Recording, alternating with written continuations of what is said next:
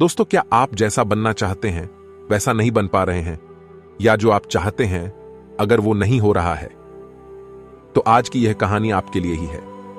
दोस्तों, इस कहानी को ध्यान से अंत तक जरूर सुनिए। दोस्तों, अगर आप इस कहानी को अंत तक ध्यान से सुनते हैं तो आपको इस कहानी से कुछ ऐसा सीखने को मिलने वाला है जो आपको आपकी लाइफ में बहुत काम आने वाला है। इसलिए इस कहानी को अंत तक अवश्य सुने। दोस्तों, आज आपके पास जो कुछ भी है वो इसीलिए नहीं है कि आपकी किस्मत में इतना ही लिखा था या फिर आपकी किस्मत ही खराब है, बल्कि वो इसीलिए है क्योंकि आप इतना ही डिजर्व करते हैं। दोस्तों, यह प्रकृति बड़ी ही न्यायप्रिय है। यह उसे उतना ही देती है जितने का वह हकदार होता है। चाहे वो ज्ञान हो या धन, अभी आपके पास उतना ही है जितने के आप हकदार हैं। लेकिन अगर आपको इससे भी ज्यादा चाहिए तो आपको उसके काबिल बनना होगा। दोस्तों, ऐसा कौन सा गुण है जो आपको काबिल बनाता है? क्या आप उस गुण के बारे में जानना चाहते हैं? अगर आप जानना चाहते हैं तो आप गौतम बुद्ध के जीवन की इस कहानी को अंत तक ध्यान से जरूर सुनिए। दोस्तों, इस कहानी को सिर्फ समझिएगा मत, बल्कि इस कहानी को अपने भीतर उतारने की कोशिश भी कीजिए। तो बिना समय को गंवाए चलिए कहानी की शुरुआत करते हैं। दोस्तों, एक बार गौतम बुद्ध को एक सभा में भाषण करना था, और जब सभा का समय हुआ तब बुद्ध वहां आए और बिना कुछ बोले ही वहां से चले गए। तकरीबन 100 से भी ज्यादा लोग बुद्ध का उस सभा में इंतजार कर रहे थे, और बुद्ध के इस तरह के व्यवहार को देखकर सभी लोग बहुत चौंके, लेकिन किसी ने भी बुद्ध से कोई भी प्रश्न नहीं किया। दोस्तों, अगले दिन फिर से सभा का आयोजन हुआ और दूसरे दिन सभा में लोगों की संख्या तकरीबन घट गई। इस बार तकरीबन 80 लोग सभा में बैठे हुए थे। बुद्ध सभा में आए, लेकिन इस बार भी बुद्ध ने वही किया, यानी बुद्ध इस बार भी आए और बिना कुछ बोले ही वहां से चले गए। लोग दोबारा से चौंके, लेकिन किसी ने भी बुद्ध से कोई प्रश्न नहीं किया। अगले दिन सभा का आयोजन फिर से किया, लेकिन इस बार सभा में लोगों की संख्या और घट गई। इस बार सभा में केवल 50 लोग ही आए हुए थे। बुद्ध सभा में फिर से आए और उन्होंने इधर उधर देखा और बिना कुछ बोले ही सभा से चले गए। उसके बाद कुछ लोग क्रोधित भी हुए, क्योंकि लोगों ने अपना काम छोड़ छाड़ कर आए हुए थे, लेकिन किसी ने भी बुद्ध से कोई प्रश्न नहीं किया। अगले दिन फिर से सभा का आयोजन हुआ। दोस्तों, आप लोग जो इस कहानी को सुन रहे हैं, आप में से भी कुछ लोग मन ही मन ये कह रहे होंगे कि अरे कितनी बार सभा का आयोजन होगा, और आप लोगों को भी इस कहानी को सुनते वक्त इरिटेशन होना शुरू हुआ होगा। और जिन जिन लोगों को भी अभी इरिटेशन होनी शुरू हो गई है, उन लोगों को तो यह कहानी बड़े ध्यान से सुनकर समझना चाहिए, क्योंकि यह कहानी आपके लिए ही है। अगले दिन फिर से सभा का आयोजन हुआ, लेकिन इस बार सभा की संख्या और ज्यादा घट गई थी, यानी इस बार सभा में सिर्फ 30 लोग थे। फिर उसके बाद बुद्ध सभा में आए, मुस्कुराए, और फिर से बुद्ध ने वही किया, यानी बिना कुछ बोले ही वहां से चले गए। इस बार भी लोग बहुत क्रोधित हुए, और इस बार लोगों ने पीछे से कुछ कहा भी और बड़बड़ाए भी, लेकिन बुद्ध ने उनके किसी भी प्रश्न का उत्तर नहीं दिया। दोस्तों, अगले दिन फिर सभा का आयोजन हुआ, और इस बार लोगों की संख्या बहुत ज्यादा घट गई थी, यानी इस बार सभा में कुल मिलाकर 15 लोग ही आए हुए थे।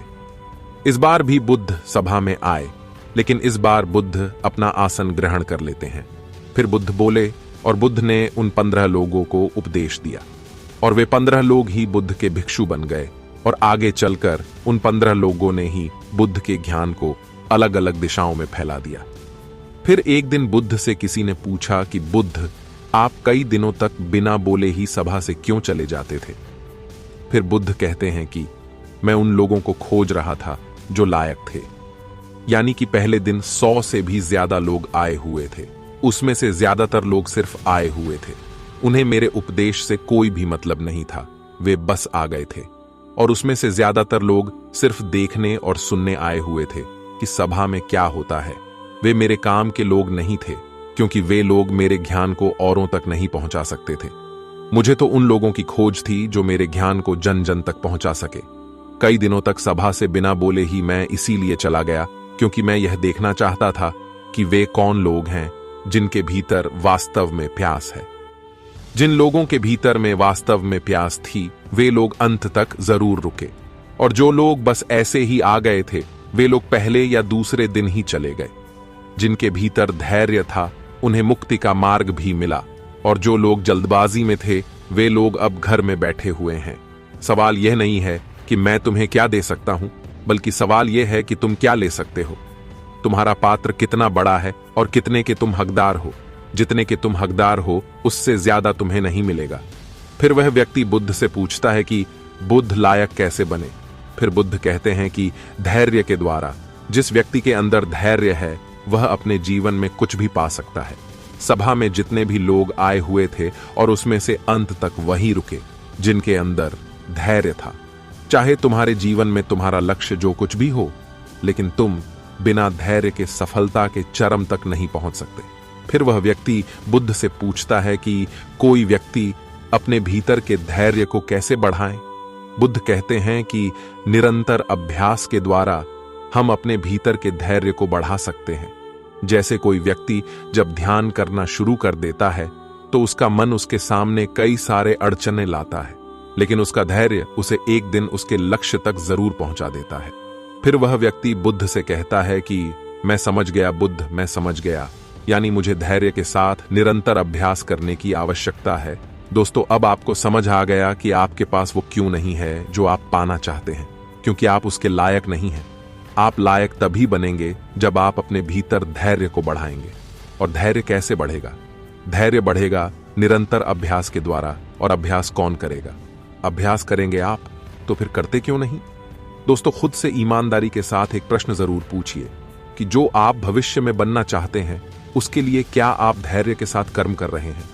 दोस्तों, अगर उसका उत्तर नहीं है तो अपनी असफलता के लिए जिम्मेदार आप खुद होंगे। दोस्तों, आज की यह गौतम बुद्ध की शिक्षाप्रद कहानी आपको पसंद आई होगी तो नीचे कमेंट बॉक्स में यस जरूर लिखें और उसके साथ ही इस कहानी को अपने दोस्तों के साथ शेयर करना न भूलें। और अगर आप अपनी जिंदगी में बदलाव लाना चाहते हैं तो इस चैनल को सब्सक्राइब कर लें और बेल आइकॉन को प्रेस कर लें, क्योंकि मैं इस चैनल पर रोज एक प्रेरणादायक कहानी सुनाता हूं जो शायद आपके जीवन के लिए उपयोगी साबित हो।